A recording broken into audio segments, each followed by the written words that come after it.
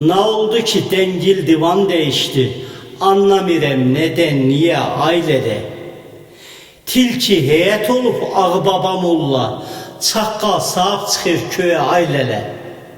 Səsi çıxmır aklı kesen insanın, belli olmur değiştiği qaydanın. Domuzlar cambazı olur meydanın, pişik el uzadır paya ailələ. Oğlan karanlıkta şeytan çağırır, gelin internette uşaq doğurur. Bu işin encemi nereye varır, kalmayıp da aburhaya ailələ. Firavun beşikte kıyır bebeğe, yerin keremeti çekilip göğe. Murtaza yükünü vurup deveye, bilmem küsüp gider niye ailələ.